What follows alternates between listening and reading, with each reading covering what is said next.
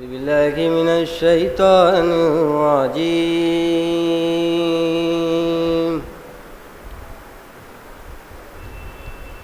بسم الله الرحمن الرحيم.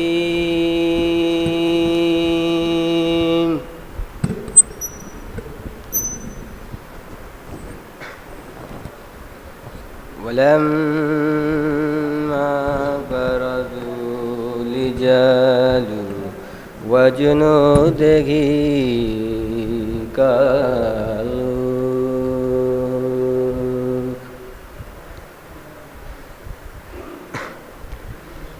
قالوا ربنا أفرغ علينا صبرا وثبت أقدامنا وانصرنا على القوم الكافرين.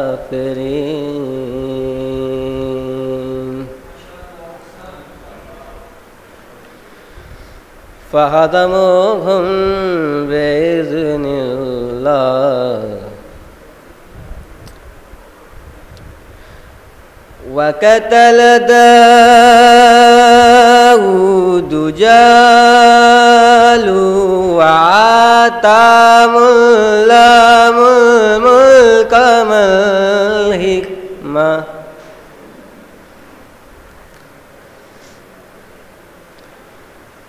وقتل داود جالوت وآتاه الله الملك والحكمة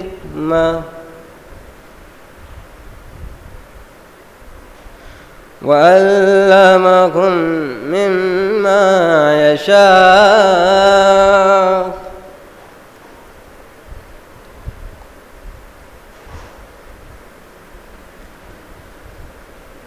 ولولا دفع الله الناس بعضهم ببعض لفسدت الأرض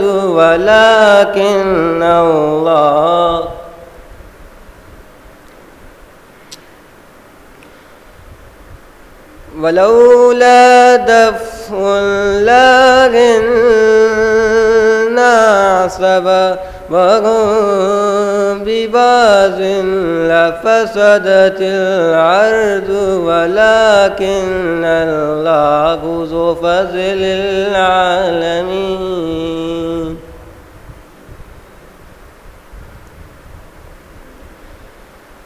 تلك آيات الله نتلوها عليك بالحق.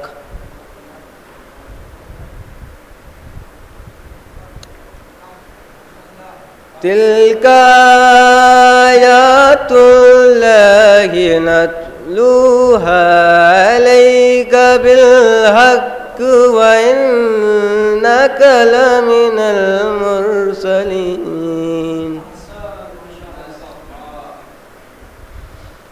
صدق الله العلي العظيم. بسم الله الرحمن الرحيم.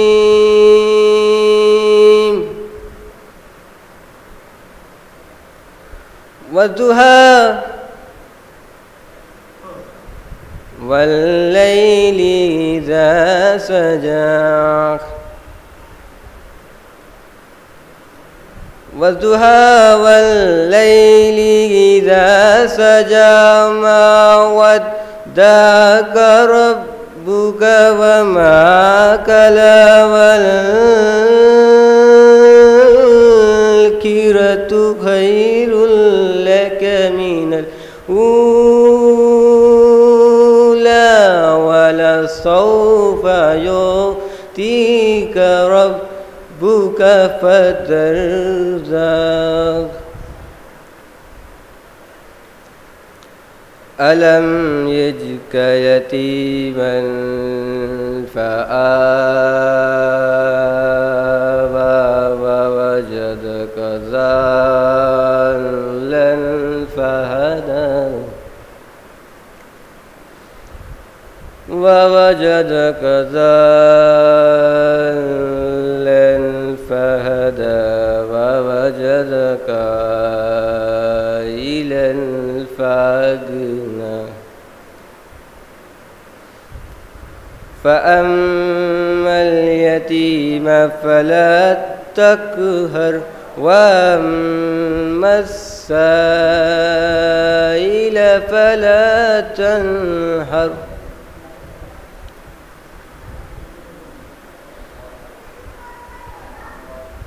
وأما اليتيم فلا تنهر وأما السائل فلا تنهر وأما بنعمة ربك فحدث لا إله إلا الله والله أكبر ولله الحمد بسم الله الرحمن الرحيم ألم نشرح لك صدرك ووضعنا عنك وزرك الذي أنقض ظهرك ورفعنا لك ذكرك فإن مع العسر يسرا إن مع العسر يسرا فإذا فرغت فانصب وإلى ربك فارغب صدق اللہ العلی العظیم۔ چند اشعار ایام فاطمیہ چل رہے ہیں، اس کے حوالے سے مطلع حاضر کر رہا ہوں کہ دین کا پردہ کافر کے چہرے سے ہٹانے آئی تھی۔ رائل بھائی مطلع دیکھیے گا کہ دین کا پردہ کافر کے چہرے سے ہٹانے آئی تھی، دنیا بھر کے غاصب کی پہچان بتانے آئی تھی۔ دین کا پردہ کافر کے چہرے سے ہٹانے آئی تھی، دنیا بھر کے غاصب کی پہچان بتانے آئی تھی۔ دیکھ مورخ دیکھ یہ ہے تمہید جہاد زینب کی، زینب کی ماں خطبوں سے دربار ہلانے آئی تھی۔ اور بی بی دربار میں گئی کس لیے تھی؟ یہ دو مصروں میں شاعر نے کہا ہے کہ دین کا پردہ کافر کے چہرے سے ہٹانے آئی تھی، دنیا بھر کے غاصب کی پہچان بتانے آئی تھی۔ دیکھ مورخ دیکھ یہ ہے تمہید جہاد زینب کی، زینب کی ماں خطبوں سے دربار ہلانے آئی تھی۔ تو باغ فدق کی حاجت کب تھی جنت کی شہزادی کو، وہ تو علی کے دشمن کی اوقات بتانے آئی تھی۔ باغ فدق کی حاجت کب تھی جنت کی شہزادی کو، وہ تو علی کے دشمن کی اوقات بتانے آئی تھی۔ تو صدیقہ ہے گھر میں ہو یا دربار میں ہو، صدیقہ ہے گھر میں ہو یا دربار میں ہو، جھوٹوں کو صدیق نہ کہنا یہ بتلانے آئی تھی۔ صدیقہ ہے گھر میں ہو یا دربار میں ہو، جھوٹوں کو صدیق نہ کہنا یہ بتلانے آئی تھی۔ ان پڑھ تو ان پڑھ ہی ٹھہرا، سب کو ان پڑھ سمجھے گا۔ بطور خاص سے شعر دیکھیے گا کہ دین کا پردہ کافر کے چہرے سے ہٹانے آئی تھی، دنیا بھر کے غاصب کی پہچان بتانے آئی تھی۔ دیکھ مورخ دیکھ یہ ہے تمہید جہاد زینب کی، زینب کی ماں خطبوں سے دربار ہلانے آئی تھی۔ باغ فدق کی حاجت کب تھی جنت کی شہزادی کو، وہ تو علی کے دشمن کی اوقات بتانے آئی تھی۔ صدیقہ ہے گھر میں ہو یا دربار میں ہو، جھوٹوں کو صدیق نہ کہنا یہ بتلانے آئی تھی۔ تو ان پڑھ ہی ٹھہرا، سب کو ان پڑھ سمجھے گا، اسی لیے پیغمبر کی تحریر دکھانے آئی تھی۔ ان پڑھ ہی ٹھہرا، سب کو ان پڑھ سمجھے گا، اسی لیے پیغمبر کی تحریر دکھانے آئی تھی۔ صلوات پڑھیں محمد و آل محمد پر۔ ایک شعر جناب فاطمہ زہرا سلام اللہ علیہ مناسبت سے کہ کرتی ہے تیری ذات کبھی بات خدا سے، کرتی ہے تیری ذات کبھی بات خدا سے، ملتی ہے محمد کو شفا تیری قصہ سے۔ کرتی ہے تیری ذات کبھی بات خدا سے، ملتی ہے محمد کو شفا تیری قصہ سے۔ راضی نظر آتے ہیں علی تیری رضا سے، حسنین بھی بنتے ہیں سخی تیری سخا سے۔ زینب بھی ہیں پاکیزہ تیری پاک ردا سے، اور بن جاتے ہیں عباس تیری ایک دعا سے۔ کرتی ہے تیری ذات کبھی بات خدا سے، ملتی ہے محمد کو شفا تیری قصہ سے۔ راضی نظر آتے ہیں علی تیری رضا سے، حسنین بھی بنتے ہیں سخی تیری سخا سے۔ تو بن جاتے ہیں عباس تیری ایک دعا سے، زینب بھی ہیں پاکیزہ تیری پاک ردا سے۔ تو ہم خوش ہیں کسی سے تو فقط تیری خوشی پہ، اور جس سے تو ناراض ہو لعنت ہو اسی پہ۔ صلوات پڑھے بر محمد وآل محمد پر۔ ایک شعر مصرع ہوا تھا کہ نامکمل ہے رسالت فاطمہ کو چھوڑ کر، مطلب سماعت فرمائے کہ جو بھی جاتا ہے وہ جائے یہ خزانہ چھوڑ کر، جو بھی جاتا ہے وہ جائے یہ خزانہ چھوڑ کر، ہم نہ جائیں گے دیار سیدہ کو چھوڑ کر۔ جو بھی جاتا ہے وہ جائے یہ خزانہ چھوڑ کر، ہم نہ جائیں گے کبھی در سیدہ کو چھوڑ کر۔ اور لشکر سرور میں آ کر حر نے یہ بتلا دیا کہ زندگی بیکار ہے ان کی رضا کو چھوڑ کر، اور دشمنان فاطمہ جنت کی خواہش چھوڑ دیں، دشمنان فاطمہ جنت کی خواہش چھوڑ دیں، ہو نہیں سکتی شفاعت شافیہ کو چھوڑ کر۔ اور فرش مجلس سے ملی ہے دولت ایمان ہمیں، ہم نہ جائیں گے کبھی فرش عزا کو چھوڑ کر۔ فرش مجلس سے ملی ہے دولت ایمان ہمیں، ہم نہ جائیں گے کبھی فرش عزا کو چھوڑ کر۔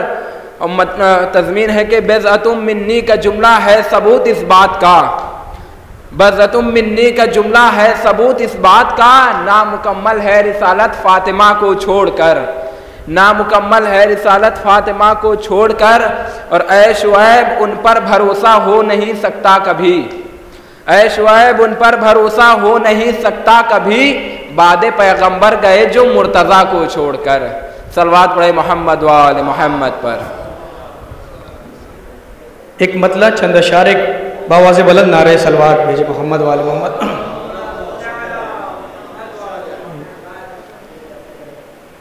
دل کے قلم کی جملہ عبارت علی کے نام، دل کے قلم کی جملہ عبارت علی کے نام، میرا ہر ایک حرف عقیدت علی کے نام، میرا ہر ایک حرف عقیدت علی کے نام، کہ قوسین تک ملے ہیں محمد کے نقش پا،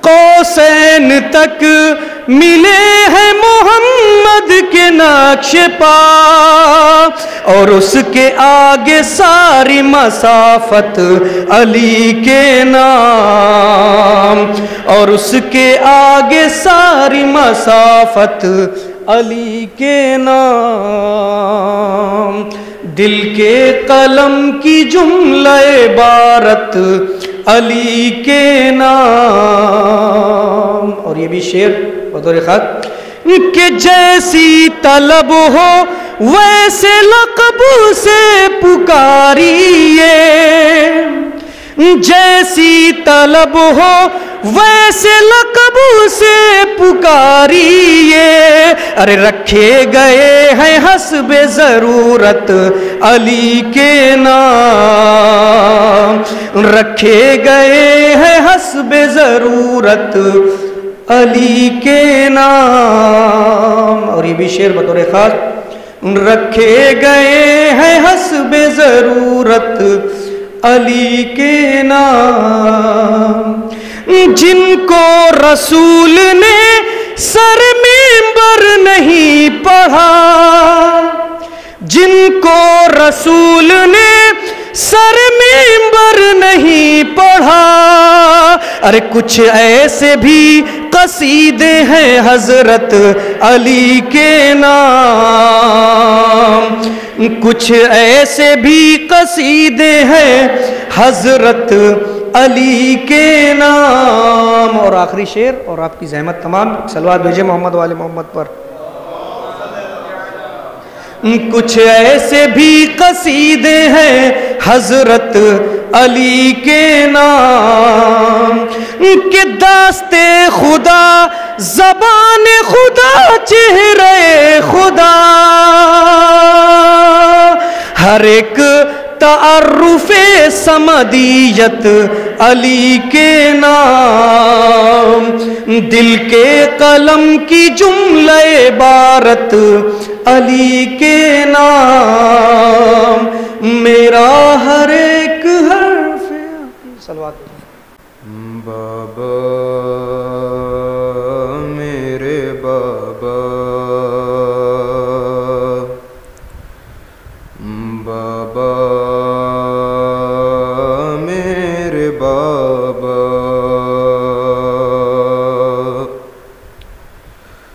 تیری زہرا پہ مصیبت کی گھڑی ہے، ہائے بابا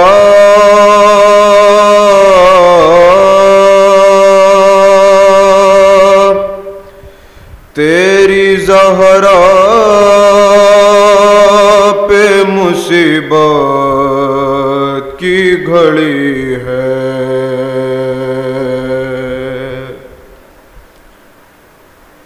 کیسے دروازہ ہٹاؤں،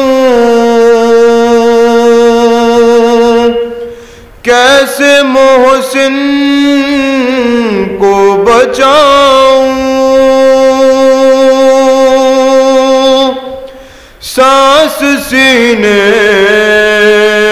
میں رکی ہے،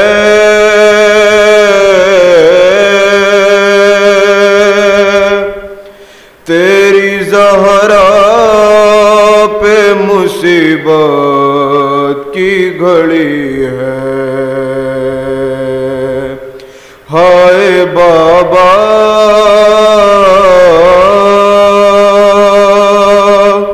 تیری زہرا پہ مصیبت کی گھڑی ہے،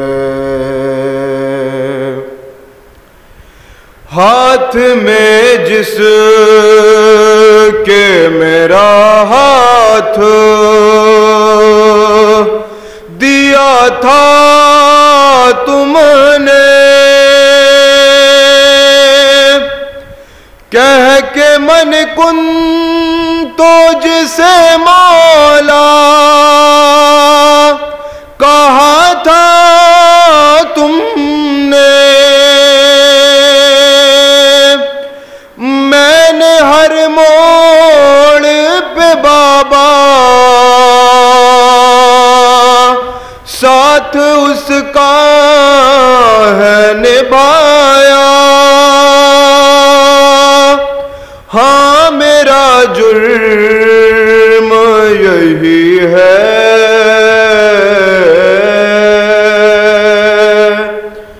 تیری زہرا پہ مصیبت کی گھڑی ہے،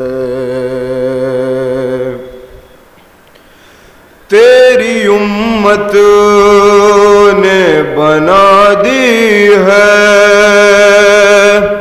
یہ حالت بابا، کوئی پسلی بھی نہیں میری سلامت بابا، سانس لیتی ہوں میں جس دم گھٹنے لگتا ہے میرا دم، صرف مرنے کی کمی ہے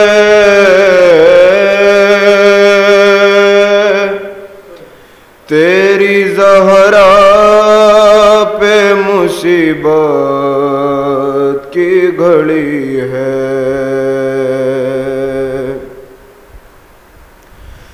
کبھی دربار میں پیشی کو بلاتے ہیں ہمیں، کبھی دروازے پہ آ کے ستاتے ہیں ہمیں، میرے یہ پھول سے بچے پوچھتے ہیں یہی مجھ سے، کیا خطا ہم سے ہوئی ہے،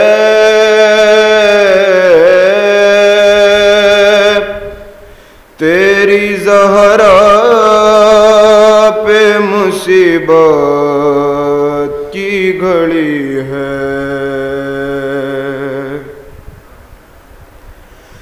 شرم آتی ہے بھلا تم کو بتاؤں کیسے،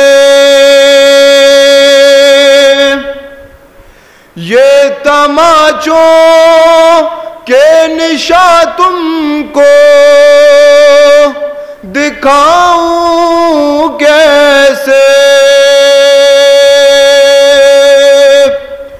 تم نہ پہچان سکو گے دیکھ کر مجھ کو کہو گے، کیا میری زہرا یہی ہے،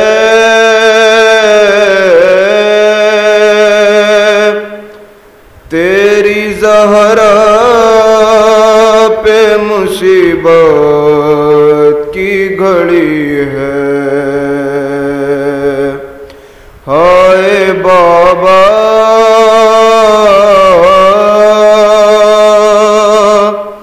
تیری زہرا پہ مصیبت کی گھڑی ہے، جو چاہتے ہو کہ دل کو سکون و چین ملے، جو چاہتے ہو کہ دل کو سکون و چین ملے، قدم قدم کرم شاہ مشرق ملے، تو آؤ ساتھ میں میرے تم بھی یہ دعا مانگو، مجھے بھی پالنے والے غم حسین ملے، ایک سلوات بھیجیے امت والے محمد،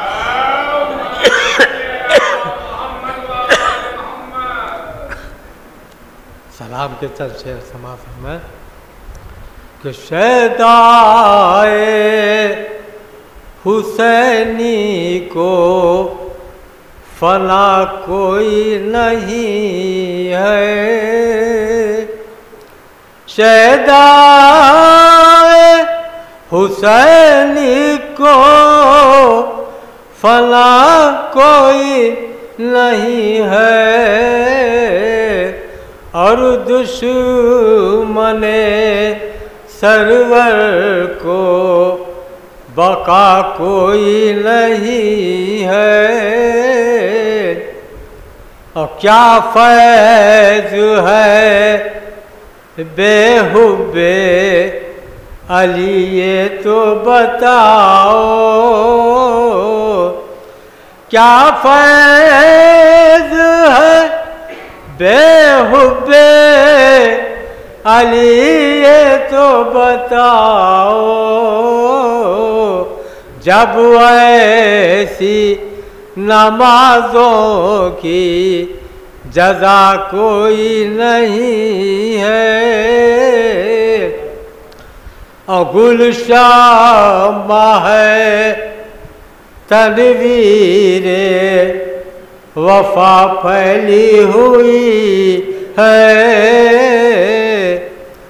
گلشن ہے تنویر وفا پھیلی ہوئی ہے، اپنی جگہ محفل سے اٹھا کوئی نہیں ہے، اپنی جگہ محفل سے اٹھا کوئی نہیں ہے، اور زندہ میرا معصوم خدا دشت سے لائے، زندہ میرا معصوم خدا دشت سے لائے، اب سینے مادر میں دعا کوئی نہیں ہے، دروں کی اذیت سے ہے سہمے ہوئے بچے، دروں کی اذیت سے ہے سہمے ہوئے بچے، اب خیمے میں رونے کی صدا کوئی نہیں ہے، اظہر تیری قسمت کا بلند ہوگا ستارہ، اظہر تیری قسمت کا بلند ہوگا ستارہ، خالی درے شہ سے تو پھرا کوئی نہیں ہے، خالی درے شہ سے تو پھرا کوئی نہیں ہے۔ حضرات ایک مرتبہ سورہ حمد اور 3 مرتبہ سورہ توحید کی تلاوت فرما کر مرحوم ہمایوں سید ابن سید تقی حسین صاحب کی روح پرفتوح کو ثواب ایصال فرما دیجیے۔ بسم اللہ الرحمن الرحیم، الحمدللہ رب العالمین، صراط المستقیم۔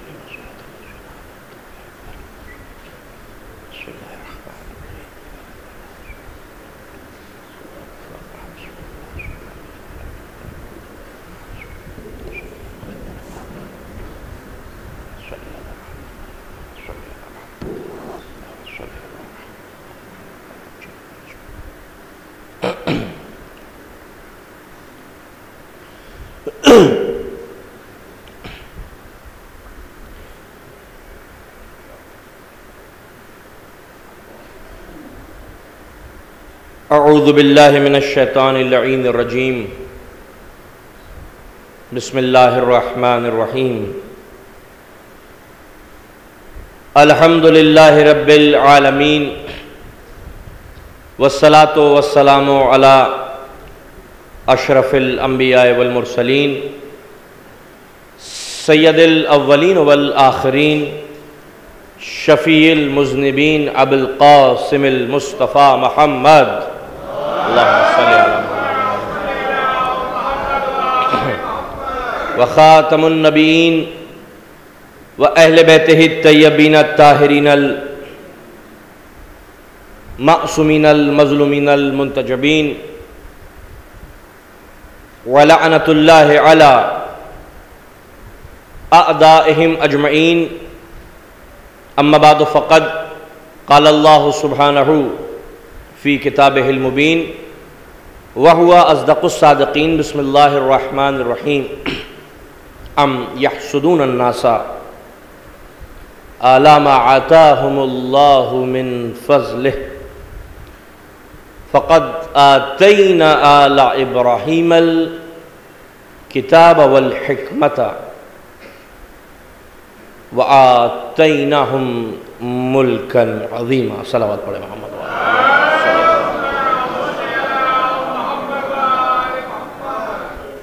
علماء کرام، مومنین کرام،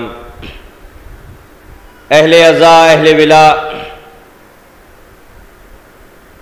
تمام تعریف پروردگار عالم کے لیے اور درود و سلام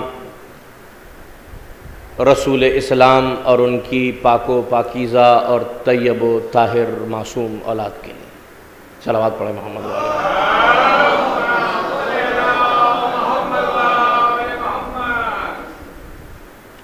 محترم اور محتشم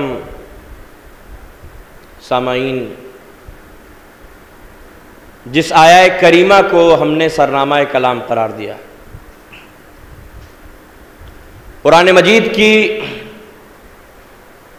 یہ وہ آیت ہے جس میں رب مصطفیٰ اور مرتضیٰ یہ اعلان کر رہا ہے کہ ہم یحسدون الناس علی ما آتاہم اللہ من فضلہ. سوال کر رہی ہے مشیت انسانیت سے اور مسلمانوں سے، اور وہ سوال کیا ہے؟ وہ سوال ہے کہ ہم یحسدون الناس، ہم یحسدون الناس علی ما آتاہم اللہ من فضلہ.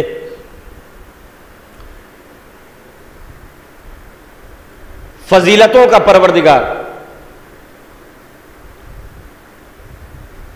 یہ سوال کر رہا ہے. توجہ چاہوں گا، بہت زیادہ وقت آپ کا نہیں لینا ہے، اگر متوجہ رہے تو.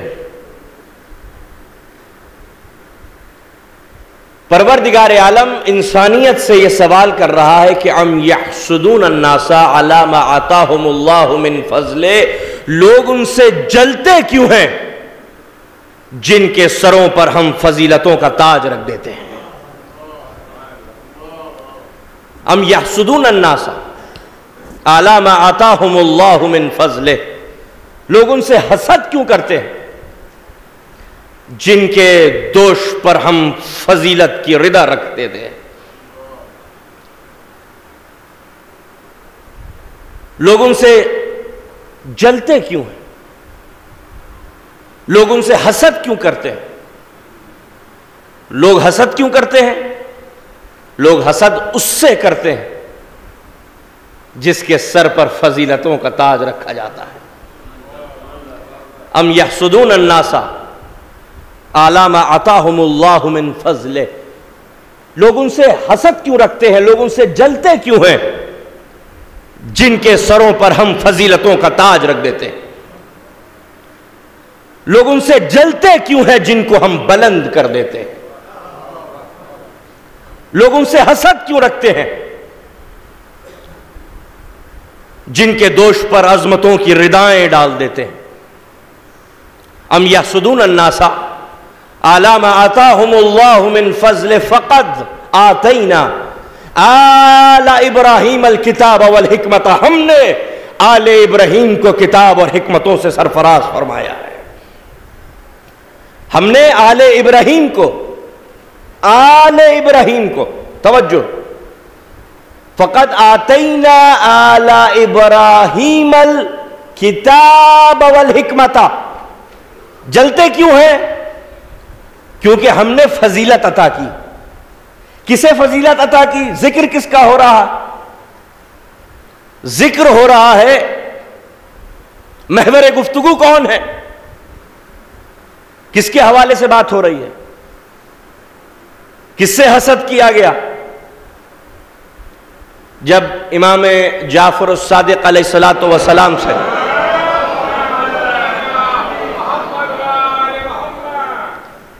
کہا مولا یہ کن لوگوں کی بات ہو رہی ہے، کس گروہ کی بات ہو رہی ہے جن سے حسد کیا گیا؟ کہ پروردگار عالم کو یہ سوال کرنا پڑا کہ لوگ ان سے جلتے کیوں ہیں جن کے سروں پر ہم فضیلتوں کا تاج رکھ دیتے. تو اصول کافی میں میرے مولا نے فرمایا نحنو محسدون، ہم ہیں وہ جن سے حسد کیا گیا ہے. توجہ ہے، نحنو محسدون، ہم ہیں جن سے حسد کیا گیا. اب وجہ کیا ہے، سبب کیا ہے، یہ اللہ نے بتا دیا. پہلے سوال کیا کہ لوگ ان سے جلتے کیوں ہیں، حسد کیوں کرتے ہیں جن کے سروں پر ہم فضیلتوں کا تاج رکھ دیتے ہیں، جن کے دوش پر عظمتوں کی ردائیں ڈال دیتے ہیں. فقط اب جلنے کا سبب کیا ہے، حسد کا سبب کیا ہے، کیوں ان سے جلا گیا، کیوں ان سے حسد رکھا گیا؟ فقد آتینا آل ابراہیم، آل ابراہیم کی بات ہو رہی ہے. فقد آتینا آل ابراہیم الکتاب والحکمت. اس لیے حسد کیا گیا کیونکہ ہم نے آل ابراہیم کو کتاب عطا کی اور حکمتوں کا تاج ان کے سروں پر رکھ دیا. کیوں حسد کیا گیا ان سے؟ کیونکہ اللہ نے کتاب سے مراد کیا ہے؟ علم. اس لیے کیونکہ ہم نے آل محمد، آل رسول کون ہے؟ دراصل آل ابراہیم ہے. اور آل ابراہیم کیونکہ ان سے حسد کیا گیا. آل ابراہیم سے کیوں حسد کیا گیا؟ کیونکہ پروردگار عالم نے علم اور حکمت کے زیورات سے انہیں مزین فرمایا، علم عطا کیا، اور علم کے ساتھ ساتھ حکمتیں بھی عطا کر دی. بلکہ یوں کہوں کہ علم و حکمت کا سرچشمہ ان کو قرار دیا. تو جب علم اور حکمتوں کا سرچشمہ ان کو قرار دیا تو انسانیت تاب نہ لا سکی اور ان سے جلنے لگی، ان سے حسد کرنے لگی. یہی سبب ہے کہ امیر کائنات کا یہ جملہ قیامت تک فضیلتوں کی کائنات پر حکمرانی کرتا رہے گا، کہ جس میں مولا کل نے کوفے کے منبر پر کھڑے ہو کے یہ اعلان کیا کہ پروردگار علی تیری اس تقسیم پر راضی ہے کہ تو نے علی کو علم دیا ہے، علی کے دشمنوں کو دولت دی ہے. یہ جملہ امیر المومنین کا کہ علی تیری اس تقسیم پر راضی ہے کہ تو نے علی کو علم دیا ہے اور علی کے دشمنوں کو دولت دی ہے. تو پتہ یہ چلا کہ جب علی فخر دولت پہ نہیں کرتے، علم پہ کرتے ہیں، تو علی والوں کو بھی فخر دولت پر ہونا نہیں چاہیے، علم اور حکمت پر ہونا چاہیے. کہ علی تیری اس تقسیم پر راضی ہے، یہ بہت بھاری اور وزنی جملہ ہے کہ علی تیری اس تقسیم پر راضی ہے کہ تو نے علی کو علم دیا، علی کے دشمنوں کو دولت دی، اور ایسا علم دیا کہ علم والا دولت والوں کے دروازے پر نہیں گیا، بلکہ دولت والے گداگری کے لیے علی کے دروازے پر دیکھے جاتے رہے. ایسا علم دیا کہ علی تیری اس تقسیم پر راضی ہے کہ تو نے علی کو علم دیا ہے، علی کے دشمنوں کو دولت دی ہے. اب یہ کس دشمن کی بات ہو رہی جسے اللہ نے دولت دی؟ لیکن یہ جملہ قیامت تک کے لیے کہ فخر کر رہے ہیں علی علم پر، اور یہ بتا دینا چاہتے ہیں علی کہ دیکھو میں تو اپنے گھر میں اور حجرے میں بیٹھا ہوا، باہر نہیں جا رہا ہوں کیونکہ باہر کا ماحول خراب ہے. تو جب علی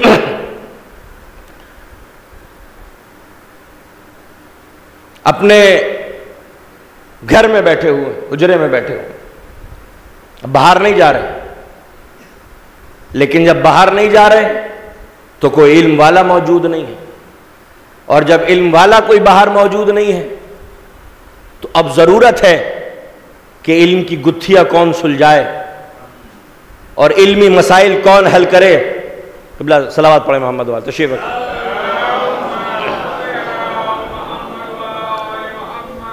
ماشاءاللہ.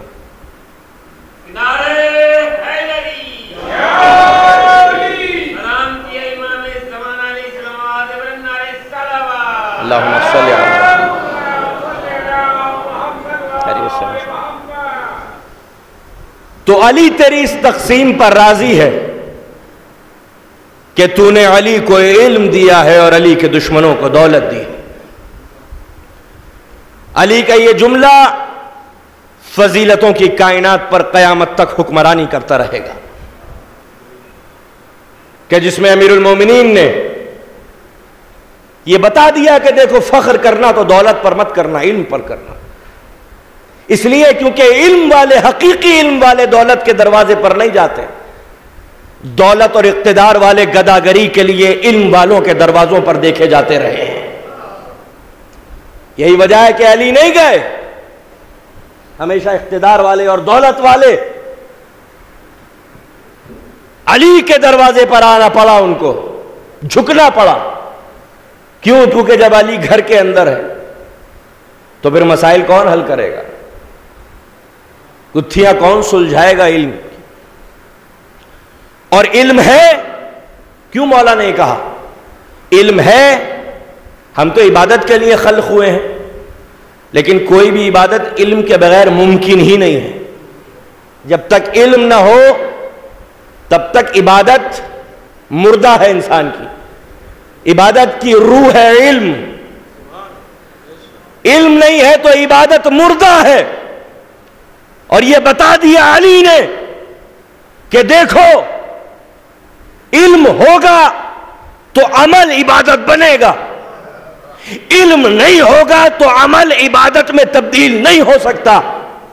یہی سبب ہے کہ اگر علم ہے تو نماز بھی عبادت، علم ہے تو نیند بھی عبادت، علم ہے تو نماز بھی عبادت، علم ہے تو سانس لینا بھی عبادت. یہی سبب ہے کہ علم والے میں اور جو غیر علم، جو علم نہیں رکھتے تھے، ان میں اور علی میں فرق یہ ہے کہ وہ سوئے تو انہوں نے کھویا، علی سوئے تو اس نے رضا الہی خرید لی. یہ فرق ہے علم والوں میں اور جاہلوں میں، کہ جاہل سوتا ہے تو کھوتا ہے اور عالم سوتا ہے تو رضا الہی خرید لیتا ہے. یہ ہے علم. علم کیا ہے؟ علم وہ ہے کہ اگر علم اور معرفت اور آگاہی کے ساتھ شمشیر اٹھائے جائے. شمشیر اٹھی علی کی اور سر پر گری، کتنا وقت صرف ہوا اور کتنی طاقت قبلہ صرف ہوئی ہوگی اس میں. ذوالفقار علی کی اٹھی اور گری سر پہ. ایک ضربت، صرف ایک ضربت. علی کے سجدوں کی بات نہیں ہو رہی، علی کے قیام کی بات نہیں ہو رہی، علی کے ذکر اور اذکار کی بات نہیں ہو رہی، علی کی ایک ضربت کی بات ہو رہی ہے. فرق کیا ہے؟ کیونکہ علی نے صرف شمشیر نہیں اٹھائی، علم اور معرفت اور آگاہی کے ساتھ شمشیر اٹھائی. تو وہ عمل جو علم اور معرفت اور آگاہی کے ساتھ انجام دیا گیا تھا، جب مشیت نے اس کو اپنے میزان عدل میں تولا تو کائنات کے سجدے رکھ دیے کہ وہ ضربت بھاری ہے اور وہ سجدے ہلکے ہیں، کیونکہ یہ ضربت علی کی ضربت ہے جو علم اور معرفت اور آگاہی کے ساتھ لگائی گئی. ورنہ علم نہ ہو تو آپ انگوٹھیاں دیتے جائیں، خیرات کرتے جائیں، کیا کوئی آیت نازل ہوگی؟ کیوں؟ کیونکہ وہاں علم نہیں ہے، وہاں معرفت نہیں ہے، وہاں آگاہی نہیں ہے. لیکن علی کی وہ ایک انگوٹھی جو علم اور معرفت کے ساتھ دی گئی تھی، اس کے نتیجے میں اللہ نے تاج ولایت نازل فرما دیا. یہ فرق ہے. تو عمل عبادت اس وقت تک نہیں بن سکتا جب تک علم شامل حال نہ ہو جائے. علم ہے تو عبادت ہے، علم نہیں ہے تو مجھے ڈاکٹر کلب صادق صاحب کا ایک جملہ یاد آ رہا ہے یہاں پہ، کہ وہ کہتے تھے کہ میں نے ایک طوطا دیکھا دبئی میں، کسی نے مجھے طوطا دکھایا، اور طوطا جو دکھایا تو وہ تو سورہ الحمد پڑھنے لگا. سورہ الحمد پڑھتے پڑھتے وہ سورہ قل هو اللہ احد بھی پڑھنے لگا، وہ بھول گیا. لیکن تو ڈاکٹر صاحب کہتے تھے کہ میں نے کہا اچھا ہوا بھول گیا، ورنہ کسی مسجد کا امام بنا دیتے اسے.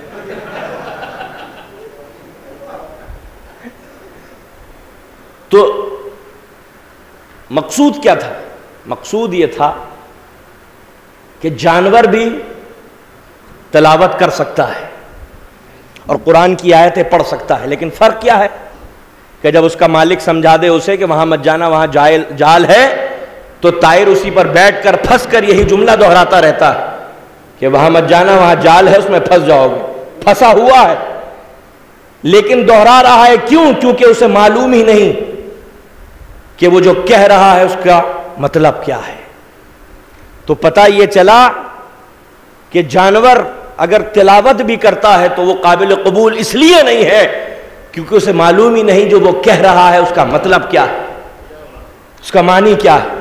تو اس کا مطلب انسان میں اور جانور میں فرق یہ ہے کہ اگر وہ کچھ کہے تو اسے پتہ ہونا چاہیے کہ اس جملے کے پیچھے کون سی وسیع کائنات پوشیدہ ہے. اسی لیے جاہل اور عالم میں فرق یہ ہے کہ جب جاہل تکبیر کہتا ہے تو اسے نہیں پتا، لیکن عالم کو پتا ہے کہ اللہ نے کائنات میں کیا کیا خلق کیا ہے. تو جب وہ کہتا ہے اللہ اکبر تو یہ فقط جملہ نہیں ہے، معرفت کی ایک کائنات پوشیدہ ہے اس کے پیچھے کہ وہ اکبر ہے تو وہ کیسے. تو لہذا ام یحسدون الناس علی ما آتاہم اللہ من فضلہ فقد آتینا آل ابراہیم الکتاب والحکمت. ہم نے آل ابراہیم کو کتاب اور حکمت عطا کی، اس لیے لوگ ان سے جلتے. نحن محقدون، ہم ہیں جن سے حسد کیا گیا، ہم ہیں جن سے لوگ جلتے ہیں. کیوں جلتے ہیں؟ کیونکہ اللہ نے ان کے سروں پر فضیلتوں کا تاج رکھ دیا ہے، عظمتوں کی رضا ان کے دوش پر رکھ دی ہے، علم سے نوازا ہے اور حکمت سے نوازا ہے. اور اب قرآن کی آیت آگے بڑھتی ہے. قرآن کی آیت نے کہا فقد آتینا آل ابراہیم الکتاب والحکمت وآتیناہم ملکا عظیما. اور ہم نے آل ابراہیم کو ایک عظیم مملکت سے سرفراز فرما دیا ہے، ملک عطا کیا ہے. دیکھیے دو چیزیں ہیں، ایک ہے حکومت اور ایک ہے ملک. حکومت وہ ہے جو بندے بادشاہ کو عطا کرتے ہیں، اور ملک وہ ہے جو اللہ اپنے عبد کو عطا کرتا ہے. دونوں میں فرق ہے. حکومت عوام کی بنا پر ہوتی ہے. عوام ہے، تسلیم کر لیا اس نے، آپ حاکم ہیں. یہ حکومت جو ہے نا وہ بہت چھوٹی سی چیز ہے، اتنی سی. یہ اس وقت تک باقی رہتی ہے جب تک حاکم کی نفس کی آمد و شد کا سلسلہ جاری ہو جائے. ادھر آنکھ بند ہوئی، ادھر حکومت ختم، بادشاہت ختم، بھیڑ چھٹی، ہٹو بچوں کی آوازیں اب نہیں ہیں. نہ طاقت ہے، نہ زر ہے، نہ جواہر ہے، نہ درہم ہے، نہ دینار ہے، نہ تخت ہے، نہ اورنگ ہے، نہ تاج ہے، نہ نگی ہے.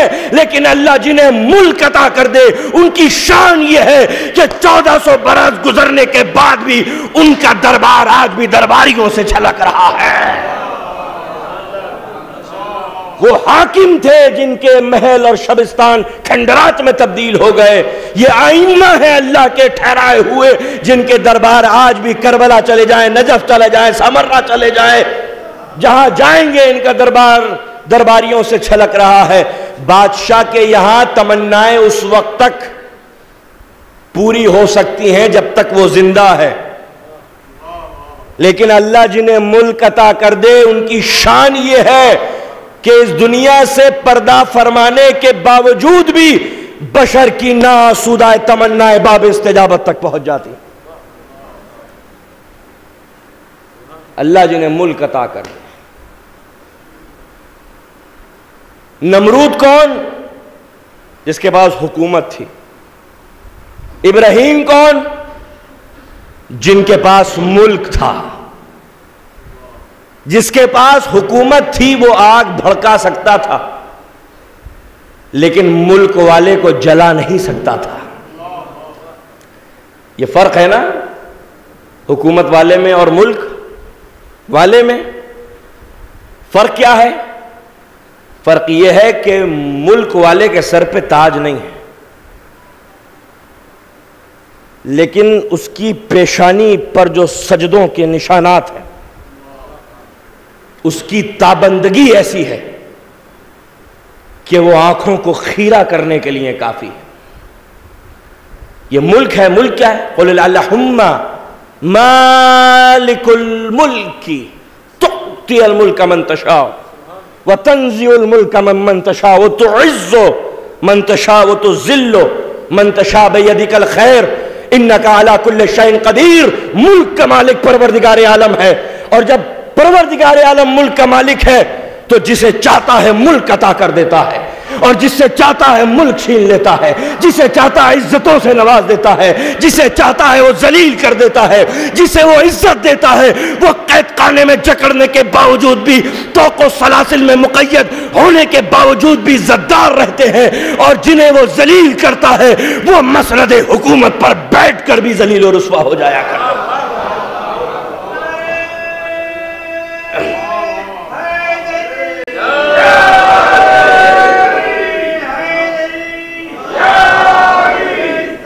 اللہم صلی علی محمد وعلی محمد. اللہم مالک الملک تعطی الملک من تشاء. جسے چاہتا ہے ملک عطا کر دیتا ہے. وتنزع الملک ممن تشاء. جسے چاہتا ہے ملک چھین لیتا ہے. وتعز من تشاء وتذل من تشاء. اور جسے چاہتا ہے عزت دار بنا دیتا ہے، اور جسے چاہتا ہے وہ ذلیل و رسوا کر دیتا ہے. جسے وہ عزت دار بناتا ہے اس کے طوق و سلاسل اور زنجیریں چومنے کے لائق بن جاتی ہیں، اور جنہیں وہ ذلیل کرتا ہے وہ مسند اقتدار پر بیٹھ کر بھی ذلیل و رسوا ہو جایا کرتا ہے. بیدک الخیر. خیر تو بس اسی کے ہاتھوں میں ہے. انک علی کل شیء قدیر. وہی ہے خیر والا جو ہر شے پر اپنی قدرت اور اقتدار اور تسلط اور جبروت اور کبریائی رکھتا ہے. یہ ہے ملک. اب جب ملک، اب دیکھیے جنہیں اللہ ملک عطا کر دے انہیں کیا ضرورت ہے مدینے کے چھوٹے سے خطے پر وہ حکومت کرے؟ انہیں کیا ضرورت ہے کہ وہ حکومت کرے جنہیں اللہ ملک عطا کر دے؟ اور جنہیں عزت عطا کرے اسے کوئی ذلیل کر سکتا ہے؟ یہی وجہ ہے کہ اگر حکومت والا چاہے کہ ملک والے کو ذلیل کر دے اور یہ تاکید کر دے کہ جب وہ آئے دربار کے اندر کوئی تعظیم کے لیے پے تعظیم کھڑا نہ ہو، کوئی جو دربان تھے نا، دبیس پردے پڑے ہوئے تھے دربار میں. حاکم نے کہا جب وہ ملک والا آئے گا تو خبردار، دربانوں سے کہا پردے نہ ہٹانا اس کے لیے. بھاری بھاری جیسے بادشاہوں کے محل میں پردے ہوتے ویسے نہیں ہٹتے، اسے ہٹانا پڑتا ہے. تو کوئی آ رہا ہے، اب اگر جس کے یہاں آ رہا ہے اس کی نیت ٹھیک نہیں اور وہ یہ سوچ رہا ہے کہ میں اس کی توہین کر دوں، تو توہین کر سکتا ہے اللہ جسے عزت عطا کر دے؟ نہیں کر سکتا نا. یہی سبب ہے کہ اس نے حکم دیا کہ کوئی پے تعظیم کھڑا نہیں ہوگا. غلاموں سے کہا پردہ مت ہٹانا. لیکن جب آنے والا آیا، ملک والا حکومت والے کے یہاں آیا، اب یہ تو مضبوط ارادہ کرے بیٹھے تھے کہ ہمیں پردے نہیں ہٹانے، تم مت ہٹاؤ. کہ ہواؤں پہ بھی اقتدار ہے تمہارا. ہوا کا جھونکا ایک ایسا آیا کہ پردے ہٹے. آنے والا داخل دربار ہوا. اب تاکید تھی حاکم کی درباریوں کو کہ اٹھنا مت، لیکن نہ جانے کون سی ایسی طاقت تھی جنہیں ان کو مجبور کر دیا کہ نہ چاہتے ہوئے بھی وہ پے تعظیم کھڑے ہو گئے. آنے والے کی ہیبت ایسی تھی، تمکنت ایسی تھی کہ حاکم سے رہا نہ گیا، وہ بھی تعظیم کے لیے پے تعظیم کھڑا ہو گیا. تو اللہ جسے عزت عطا کر دے اسے کوئی ذلیل نہیں کر سکتا، اور جسے وہ ذلیل کر دے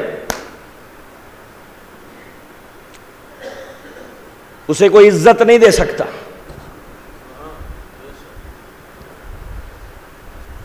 اور اللہ کسی کو ذلیل کرے اس سے بہتر یہ ہے کہ دنیا والے اسے ذلیل کر دیں. اس لیے کیونکہ یہ دائمی توہین نہیں. کوئی ذلیل کر دے تو اللہ دنیا میں عزت دے سکتا ہے، لیکن اللہ جسے ذلیل کر دے پھر کوئی اس کو عزت دینے والا نہیں ہے. تو ملک والے کا ایک چاہنے والا جب حکومت والے کے دربار میں داخل ہوا تو ضعیف تھا، اتنا ضعیف تھا کہ 300 برس سے زیادہ عمر تھی اس کی. اب حاکم حسب عادت سخی نہیں تھا. اصل اور ہوتی ہے اور نقل اور ہوتی ہے. سخاوت تو کسی اور کی مشہور تھی، سخاوت تو کسی اور کی مشہور تھی. یہ نقل کرتا تھا علی کی کہ میں بھی زمانے میں سخی کہلاؤں. علی کی سخاوت مشہور ہے. تو جب سخاوت مشہور تھی تو جب ضعیف شخص آیا تو پوچھا کچھ چاہیے؟ کہا نہیں کچھ نہیں. نہیں کچھ مانگو تاکہ میں عطا کروں اور سخی کہلاؤں. اب یہ انکار کرتے رہے، حاکم اصرار کرتا رہا. جب بہت دیر ہو گئی تو مومن جو ہوتا ہے نا، مومن تھے وہ آنے والا شخص، وہ ہوتا ہے زیرک، عقل مند. تو کہا کہ اچھا اگر تو اتنا اصرار کر رہا تو میری عمر 300 برس سے زیادہ ہے، چند دن بعد میں مر جاؤں گا. تو ایسا کر میرے مرنے کے بعد جنت میں ایک شبستان کی ضمانت مجھے دے دے، گارنٹی دے دے کہ مجھے محل ملے گا، جنت ملے گی. کہا نہیں یہ میرے بس میں نہیں ہے. دنیاوی کوئی چیز چاہیے تو میں تمہیں دے سکتا ہوں.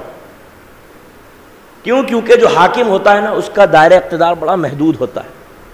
حاکم کا دائرہ اقتدار بہت محدود ہوتا ہے. جو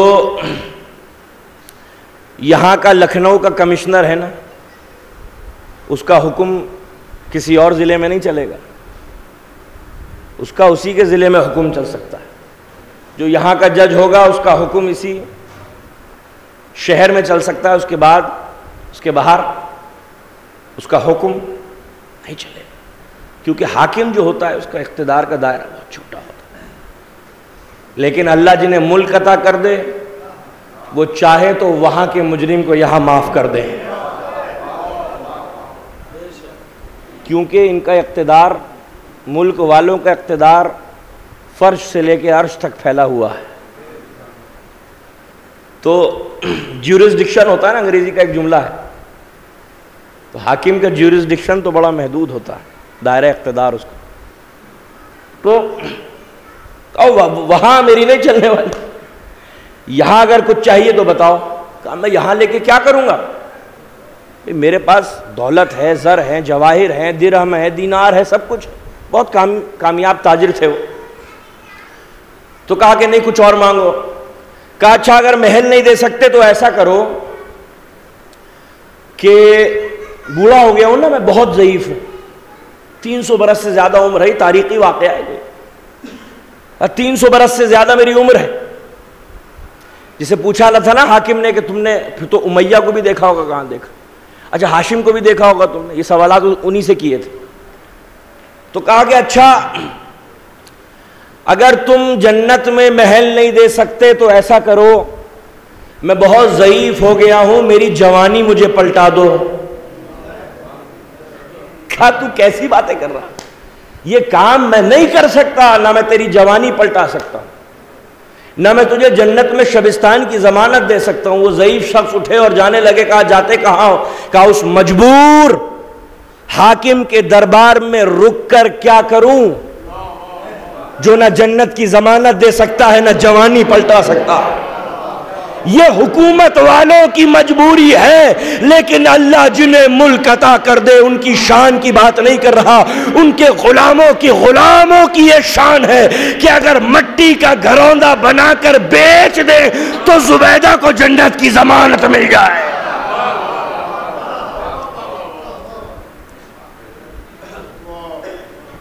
یہ ملک والوں کے غلاموں کی شان ہے کہ منہ سے نکل گیا کہ جا تجھے دیا، تو خواب میں پروانہ مل گیا زبیدہ کو جنت کا. اچھا جوانی پلٹا دے، وہ بھی نہیں پلٹا سکتا، مجبور ہوتا ہے نا، حاکم تو بیچارہ بڑا مجبور ہوتا ہے. لیکن ملک والوں کی شان کیا ہے؟ دمت الساکبہ میں لکھا ہوا ہے کہ ایک ضعیفہ آئی، ہاتھوں میں راشا، کمر جھکی ہوئی، سفید بال، چوتھے امام زین العابدین علیہ السلام کی خدمت میں کہتی ہے کیا آپ میرے وقت کے امام ہیں؟ کیا آپ امام زمانہ ہیں؟ کیا آپ حجت خدا؟ کہا شک ہے تجھے؟ کہا نہیں شک نہیں ہے، مگر اطمینان قلب کے لیے چاہتی ہوں کہ کوئی نہ کوئی دلیل آپ ایسی. اب جیسے ہی اس نے مطالبہ کیا دلیل کا، ابھی اس کے لبوں میں جنبش واقع تھی کہ امام نے کہا اپنے سامان میں سے، وہ جھولی تھی اس کی، اپنے سامان میں سے ذرا وہ پتھر تو نکال جس پہ میرے بابا کی، میرے چچا کی، میرے دادا کی مہر ولایت ثبت ہے. اس نے دلیل میں مانگی تھی، ثبوت مل گیا کہ وقت کا امام ہے. اگر وقت کا امام نہیں ہوتا تو اسے کیسے پتا ہوتا میرے سامان میں ایک ایسا پتھر ہے جس پہ مولا کائنات کی مہر ولایت، امام حسین کی مہر ولایت، امام حسن مجتبیٰ کی مہر ولایت. اس نے کانپتے ہوئے ہاتھوں سے امام کے سامنے وہ پتھر پیش کیا. امام نے اس پہ اپنی انگلی رکھی اور انگلی پتھر میں ایسے در آئی جیسے گرم لوہا موم میں در آتا ہے. مہر ولایت ثبت ہوئی، اس کے چہرے پر تبسم پھیلا. امام نے کہا وقت آ گیا ہے کہ بارگاہ امامت اور ولایت سے تجھے کچھ عطا کیا جائے. کہا مولا کیا عطا کرنا چاہتے ہیں؟ مولا نے ضعیفہ سے کہا آنکھیں بند کر. اس نے آنکھیں بند کی. مولا نے مسکرا کے کہا آنکھیں کھول. چشم زدن میں اس نے آنکھیں کھولی. امام نے پوچھا کیا محسوس کرتی ہے؟ اپنے ہاتھوں کو دیکھ کے کہتی ہے مولا میری جوانی آپ نے مجھے پلٹا دی ہے. اگر یوسف زلیخا کی جوانی پلٹا سکتے تو کوئی اگر فخر یوسف ہو تو یہ ہے ملک والوں کی شان. اللہ نے جنہیں ملک عطا کیا، چوری کی ایک شخص نے، جب کی چوری تو تھا علی کا چاہنے والا. علی کا چاہنے والا معصوم نہیں ہوتا. مولا سے یہ مروی ہے حدیث کے ہمارا مومن گنہگار بھی ہوتا، لیکن فرق کیا ہے؟ فرق یہ ہے کہ اگر گناہ کوئی سرزد ہو جائے تو روح اور ضمیر کی آواز اس کو کٹگھرے میں لا کر کھڑا کر دیتی. چوری تو کی اس نے، مگر ضمیر نے تنبیہ کی. وہ جو ولا کا نور ہے نا اس کے دل میں، اس نے خود علی کے دربار میں لا کر اس کو کھڑا کر دیا اور سر جھکا کے کہتا ہے مولا میں نے چوری کی ہے، حد جاری کرے۔ مولا نے کہا سوچ لے، اگر اقرار جرم کر رہا ہے تو پھر مجھے مجبوراً حد جاری کرنی پڑے۔ کہا مولا تسلیم، مولا تسلیم ہے۔ اس نے ہاتھ آگے بڑھایا، امام نے حد جاری کی، کاٹ دی انگلیاں اس کی۔ جب کٹ گئی انگلیاں تو گری ہوئی انگلیاں اس نے اٹھائیں اور یوں بلا تشبیہ لے کے چلا، قصیدے پڑھتا ہوا، نغمے سناتا ہوا علی کی فضیلتوں۔ مجھ سے بہتر کون، مجھ سے عمدہ کون، مجھ سے اعلیٰ کون؟ میری انگلیاں اس نے کاٹی ہیں جو مصداق انما ہے، میری انگلیاں اس نے کاٹی ہیں جو مصداق حل عطا ہے، میری انگلیاں اس نے کاٹی ہیں جو مصداق کوثر ہے، میری انگلیاں اس نے کاٹی ہیں جس کا چلنا مشیت ہے، جس کا بولنا شریعت ہے، جس کی سانسیں تلاوت ہیں، جس کی نیند عبادت ہے، جس کی عقل قرآن ہے، جس کی فکر تفسیر ہے، جس کا نفس نور ہے، جس کا جسم نور گر ہے، جس کے دن کی گھڑیاں مقدس ہیں، جس کی راتیں تطہیر ہیں۔ میری انگلیاں اس نے کاٹی ہیں جو لعاب دہن رسالت چوس کر پروان چلا ہے، میری انگلیاں اس نے کاٹی ہیں کہ جو نور اول، خلق اول، روح اول، جسم اول، شعور اول، عشق اول، وجہ اللہ، عین اللہ، لسان اللہ، ید اللہ، جنب اللہ، خاصت اللہ، خزائن اللہ، سر اللہ، شاہ ولایت، شیر مردہ، شاہ یزدہ، قوت پروردگار، عرش پہ اولا، غدیر کا مولا، ساقی کوثر، امیر المومنین علی ابن ابی طالب علیہ السلام۔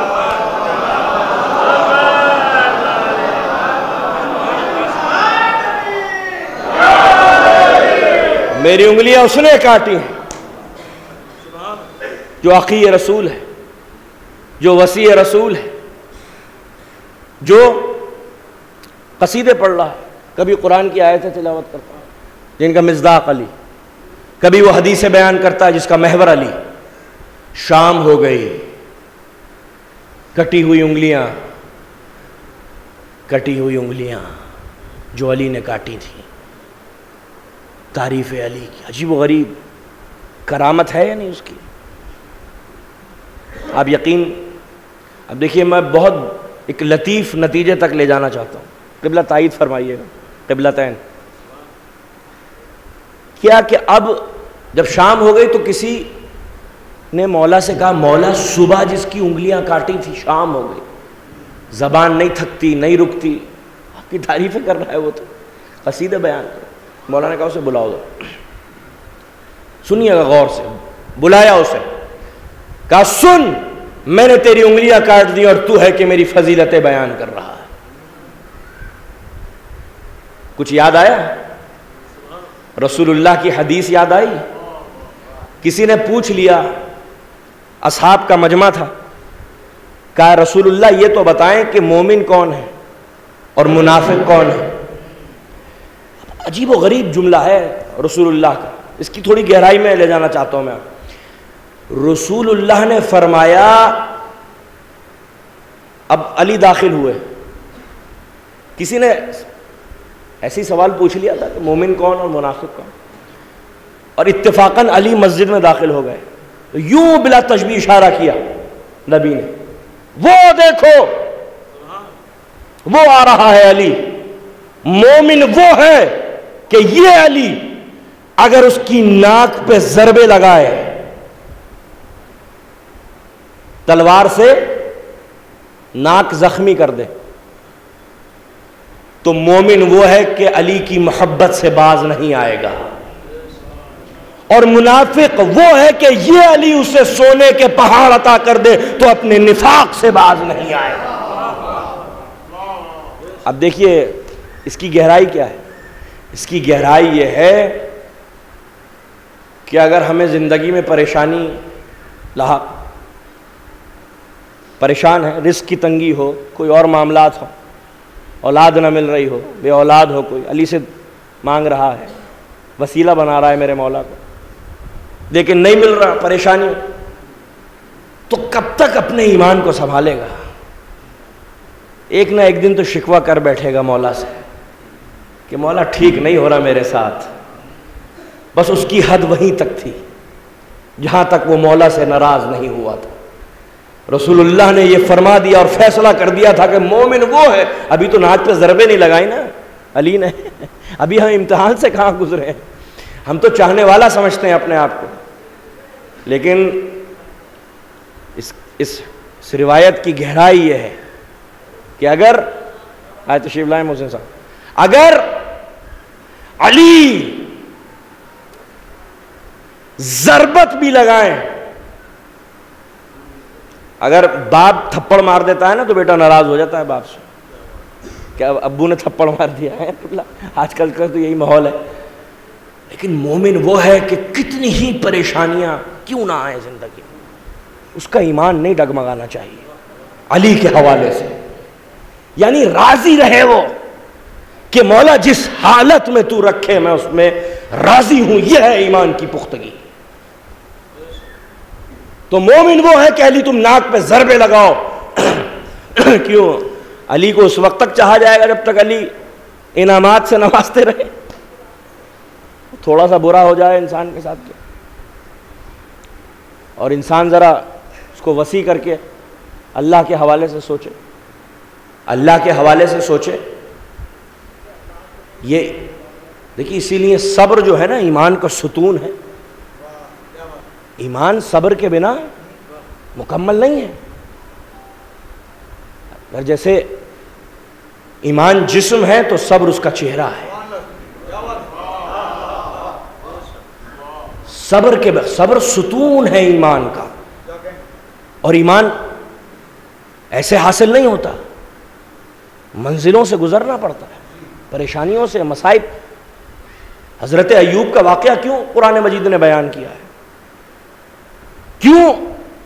کیونکہ شیطان نے ایک دن کہا کہ ارے یہ جو عبادت کر رہا ہے نا ایوب, یہ تو اس لیے ہے کیونکہ تو نے اللہ اسے سردار بنایا ہے. اور قد و قامت دیکھو ذرا ایوب کی, میں اپنی زبان میں کتنے ہینڈسم, کتنے طویل القامت ہیں, اور سردار اپنے قبیلے کے, اور کھیت اور باغ اور 18-19 بچے. اب تو جسے بھی دے دے وہ تیری عبادت کرنے لگے, تیرا شکر ادا کرنے. ذرا لے کے دیکھ. اللہ نے کہا نہیں ایسا نہیں ہے, میں اگر لے بھی لوں تو ایمان میں جنبش نہیں ہوگی.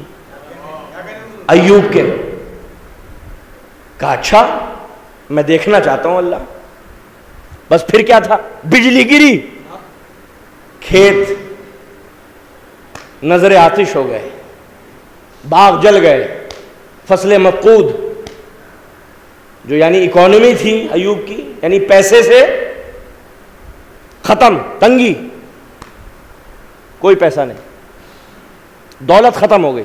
بجلی گرا دی اللہ نے, بجلی گرا دی, اور ایسی گرائی کہ بچے بھی, ساری اولاد مر گئی حضرت ایوب کی. 18-19 بچے تھے ایوب کے, اور ایک ایسی بیماری ہوئی ایوب کے جسم میں کہ جسم سڑنے لگا, کیڑے پڑ گئے زخموں میں, کیڑے ایوب کے. اور جب کیڑا گرتا تھا تو ایوب اٹھا کے اسے زخم پر رکھ کے کہتے ہیں تیرا رزق اللہ نے یہیں قرار دیا ہے, تو چھوڑ کے مت جا. اور جسم ایسا سڑا کہ قبیلے والے کو گھن آنے لگی. ایوب کو اٹھا کے سرداری بھی گئی, باہر پھینک دیا گاؤں سے یا شہر سے, جو بھی تھا. کوڑا ہوتا نا جیسے ہم کہتے ہیں کوڑی گاؤں کے باہر, وہاں کوڑے کے ڈھیر پر لے جا کر پھینک دیا قبیلے والوں نے. سرداری چلی گئی, صحت چلی گئی, اولاد چلی گئی, دولت چلی گئی, کھیت باغ سب چلے گئے. 7 سال تک ایوب اللہ کا شکر ادا کرتے رہے. اچھا آپ کی جو زوجہ تھی ایوب کی, وہ کون تھی؟ زوجہ حضرت یوسف کی بیٹی تھی. تو حضرت یوسف علیہ السلام کی بیٹی نے کہا کہ آپ اللہ کے نبی ہیں, آپ اللہ سے دعا کیوں نہیں کرتے کہ اللہ آپ کے حالات. اب دیکھیے یہ فقرہ اللہ کو پسند آیا ایوب کا. ابھی صرف 7 برس گزرے تھے. تو ایوب نے کہا بی بی یہ بتاؤ کہ یہ جو اللہ نے ہمیں دولت دی تھی, اقتدار دیا تھا, اولاد دی تھی, صحت دی تھی, نعمتیں دی تھیں، ان نعمتوں سے نوازا تھا. ان نعمتوں کے ساتھ کتنے سال گزارے ہم نے؟ زوجہ نے کہا 50 برس. کہا اس کے بغیر ابھی تو صرف 7 برس ہوئے ہیں. میں ابھی سے ڈگمگا جاؤں اور اللہ سے کہوں اللہ یہ پریشانیاں دور کر دے، میں صبر کروں گا. اللہ کو ایوب کا یہ فقرہ پسند آیا تو چشمہ جاری ہوا اور صحت مل گئی. اور جب صحت ملی اور بیماریاں دور ہو گئی، اب جو پلٹے تو سرداری بھی مل گئی، کھیت بھی واپس زندہ ہو گئے، اولاد بھی زندہ ہو گئی. سب کچھ اللہ نے عطا کر دیا، لیکن صبر کا دامن نہیں چھوڑا. حضرت ایوب نے صبر کا دامن نہیں چھوڑا، صبر کا دامن. تو ایمان صبر کے بغیر ممکن نہیں. اب اگر اللہ محبت کرتا رہے اور نعمتیں دیتا رہے تو پھر تو کوئی 100 میں سے 1 ہوگا جو ناشکرہ نکلے. تو اللہ کہتا ہے نا قرآن میں کہ جب تک ہم تمہیں دیتے رہتے ہیں تو تم شکر کرتے ہو، اور جب لے لیتے ہیں تو بگڑ جاتے ہو اللہ سے. یہ ایمان کی پختگی نہیں ہے. 2 چیزیں بہت اہم، صبر اور شکر. یہ ستون ہے ایمان کا. صبر ستون ہے اور مصیبت پہ ہے. اور مومن کون ہے؟ مومن وہ ہے کہ جو صبر کرتا رہے. اور مومنوں کا امیر کون ہے؟ جو مصیبتوں پر شکر ادا کرتا رہے. وہ مومنوں کا امیر بن جاتا ہے کہ نعمتیں دی اللہ نے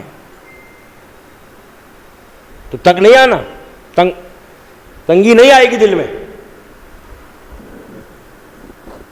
تو لہذا صبر ایوب،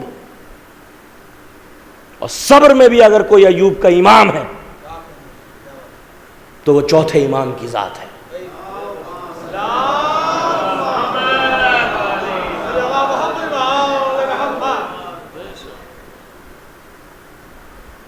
کہ شام غریبہ جس مرحوم کے اصالہ ثواب کی مجلس، بہت صابر شخص تھے، بہت نیک، مہمان نواز، اخلاق ان کا اتنا اچھا، گفتگو کا انداز اتنا اچھا. اللہ ان کو غریق رحمت کرے، کروٹ کروٹ اللہ انہیں جنت عطا کرے، اور ان کے بچوں کو اور پسماندگان کو صبر اور تحمل سے نوازے، اور ان کے رزق میں اور صحت میں اضافہ عطا کرے. کہ شام غریبہ آ گئی، دشت پرہول، تیر اور تاریکی، اور علی کی دونوں بیٹیاں چلیں یہ کہتے ہوئے کہ وقت کے علی، اے علی ابن الحسین تمہیں کہاں ڈھونڈے، تم کہیں نظر نہیں آتے. زینب اور ام کلثوم سید سجاد کو ڈھونڈتی ہوئی. کسی سپاہی نے کہا حسین کی بہن وہ جو گنج شہیدہ ہے کوئی تسبیح اور تحلیل میں مبتلا. اب جو دونوں بہنوں نے جا کر دیکھا تو لاشوں کے درمیان ایک وجود سربہ سجود، سبحان ربی الاعلی و بحمدہ، سبحان ربی الاعلی و بحمدہ. اے پروردگار آل رسول کی قربانیوں کو قبول فرمائے. اے سید سجاد، وہ کون سی تاثیر تھی آپ کے سجدوں میں کہ یہ پیشانی جب سجدے میں جاتی تھی تو تکرار کرتی تھی سبحان اللہ سبحان اللہ سبحان اللہ. اور اس وقت تک یہ پیشانی سجدے سے نہیں اٹھتی تھی جب تک مشیت کا جواب نہیں آ جاتا تھا اے زین العابدین ہم نے قبول کیا سبحان ربی اللہ.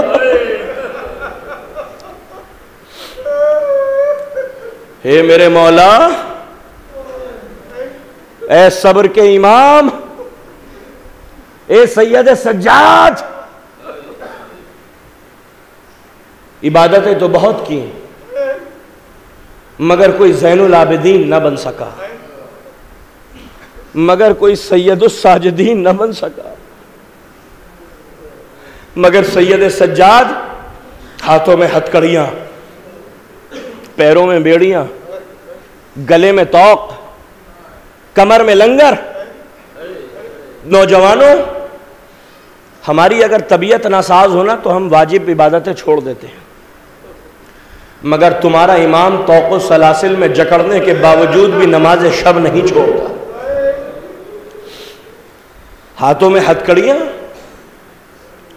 پیروں میں بیڑیاں۔ کیسی بیڑیاں آپ کو معلوم ہے کہ جب مولا مدینہ کے باہر آئے ہیں نا تو ایک مسند پر بیٹھے ہوئے تھے، ایک ضعیف شخص مدینہ سے باہر نکلا کہ زین العابدین کی زیارت کر لوں، اور جب مولا کو دیکھا نا تو روتا ہوا تیزی سے دوڑا اور امام کے قدموں میں گر گیا، اور جب امام کے قدموں میں گر گیا تو چونک کے اٹھا اور کہتا ہے مولا آپ کی پنڈلیوں میں گوشت باقی نہیں۔ مولا نے کہا ایسی آہنی بیڑیاں مجھے پہنائی تھیں جو میرا گوشت کھا گئے۔ اجرکم اللہ، مولا کوئی غم نہ دے سوائے غم امام مظلوم کے۔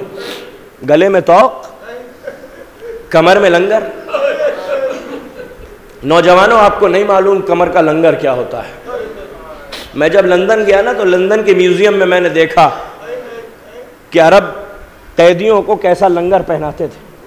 ایک لوہے کی خاردار پیٹی جو قیدی کی کمر سے باندھ دی جاتی تھی، اس سے منسلک ایک لوہے کی زنجیر جو بہت دور تک جاتی تھی، اس سے منسلک ایک بہت وزنی لوہے کا گولا ہوتا تھا یا پتھر سے باندھ دی جاتی تھی۔ جب تک قیدی لوہے کے گولے کو آگے نہ گھسیٹے آگے نہیں بڑھ سکتا۔ اندازہ لگاؤ دوڑتے ہوئے ناقے، اور بیمار کے لیے حکم کے دوڑتے ہوئے ناقوں کا ساتھ دینا۔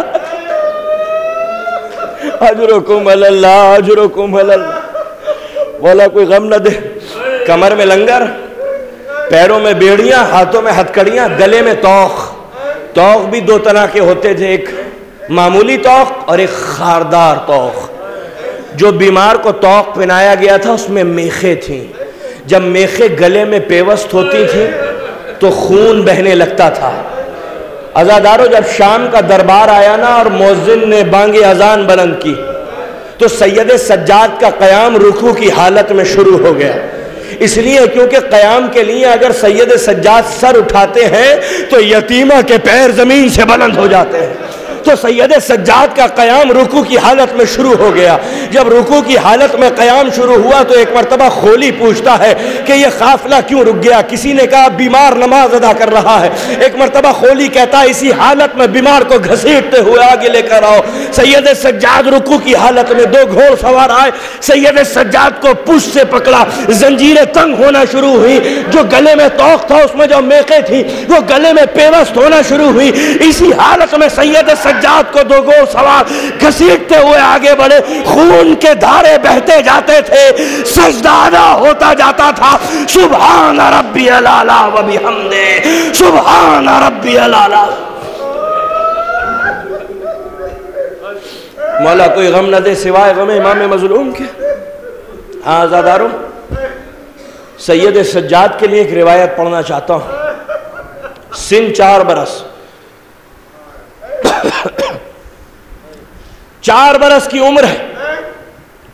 ایک بہت بڑے علامہ مصائب کا یہ فقرہ پڑھتے تھے کہ زین العابدین کی عمر، علامہ رشید ترابی کا یہ جملہ ہے، آپ کی عمر 4 برس تھی اور آپ کی سوتیلی ماں وضو کر رہی تھی۔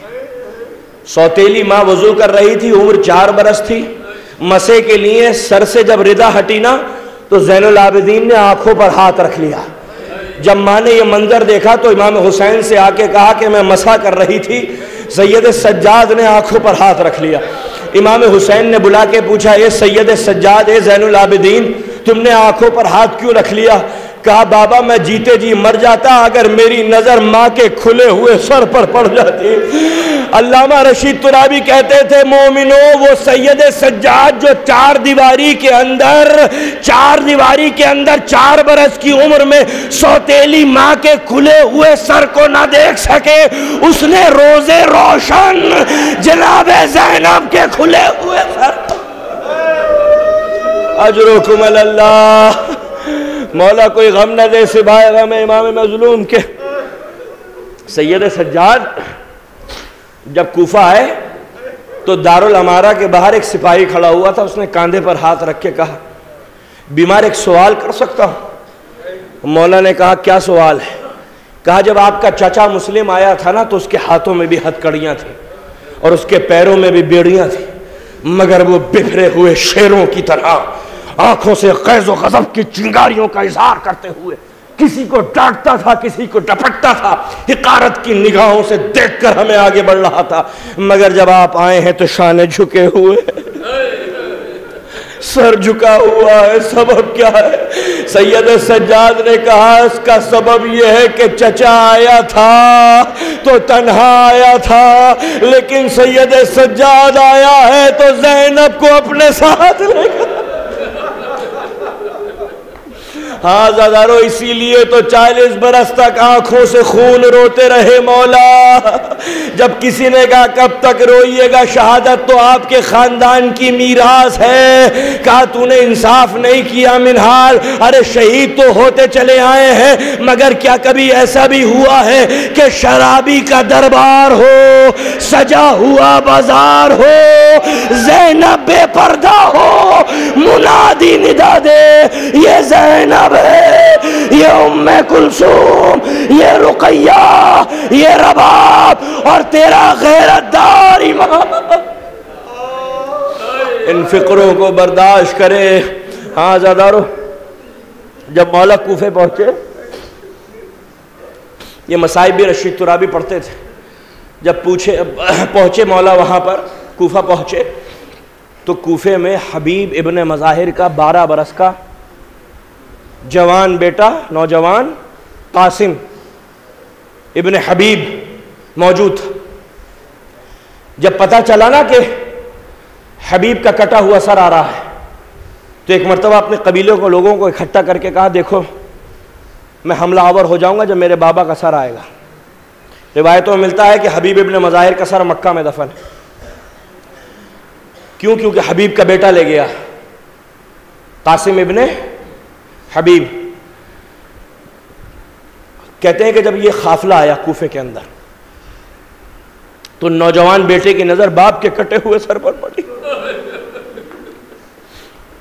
جب باپ کے کٹے ہوئے سر پر پڑی تو ایک مرتبہ حبیب کے بیٹے کو جلال آیا، اس نے تلوار کو بے نیام کیا، سپاہیوں کو قتل کرتا ہوا اس سپاہی پر وار کیا جس کے پاس حبیب کا سر تھا۔ باپ کے کٹے ہوئے سر کو اپنی آغوش میں رکھا اور رخساروں پر سے گرد و غبار کو صاف کیا، زخمی لبوں کا بوسہ لے کے ایک جملہ کہتا ہے، بابا جس کے جوان بیٹے ہوتے ہیں ان کے باپ کا سر نو کے سینہ پر نہیں ہوتا۔ سید سجاد نے کمر پکڑی، باپ کے کٹے ہوئے سر کو دیکھ کے کہا، اے بابا حبیب کے بیٹے نے سچ کہا، جس کے جوان بیٹے ہوتے ہیں ان کے باپ کا سر نو کے سینہ پر نہیں ہوتا، مگر اے بابا سید سجاد کرے تو کیا کرے، سجاد کے ساتھ زینب ہے، ام کلثوم ہے، رقیہ۔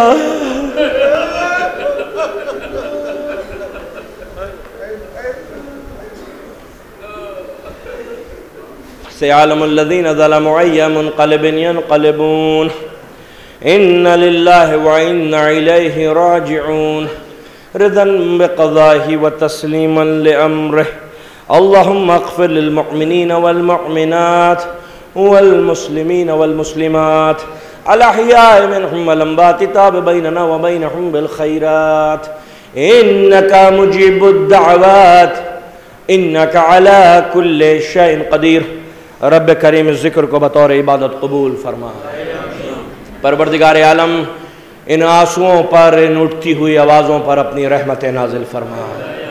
رب کریم یہ آنسو اور یہ آہیں روز محشر فدق کے معاملے میں گواہی سمجھ کے قبول فرما دے۔ پروردگار عالم جو مقروض ہیں غیب سے ان کا قرض ادا کر دے، جو بیمار ہیں سید سجاد کے صدقے میں شفا کاملہ عاجلہ اور کلی عطا فرما۔ رب کریم بچوں کے سروں پر والدین کا سایہ قائم اور دائم رکھ، جو گودیاں آباد ہیں انہیں ہمیشہ سر سبز و شاداب رکھ۔ ہمارے نوجوانوں کو ہر قسم کے ایکسیڈنٹ، حادثات، نظر بد اور لا علاج بیماریوں سے محفوظ فرما دے۔ رب کریم جو بے روزگار ہیں انہیں صاحب روزگار کر دے، جو صاحب روزگار ہیں ان کے رزق حلال میں کثیر اضافہ عطا۔ رب کریم جو زیارات کے متمنی ہیں انہیں شرف زیارات بخش دے۔ رب کریم ہمارے علماء کرام کو، مراجع کرام کو ان کی حفاظت فرما، عزادار جہاں جہاں بھی رہیں تیرے حفظ اور امان میں رہیں۔ رب کریم وہ واحد ملک کہ جس کے اوپر طاغوت کی نظر ہے، رب کریم جہاں تیری توحید اور رسول کی رسالت اور علی کی ولایت کے ترانے سنے جاتے ہیں، اللہ اس ملک کو محفوظ فرما۔ رب کریم مرحوم کے درجات بلند فرما، اہل خانہ کو صبر جمیل عطا فرما، ان کی صحت آبرو اور رزق میں کثیر اضافہ، تو کوئی غم نہ دے سوائے غم امام مظلوم کے، حضور کے ظہور میں تعجیل عطا فرما۔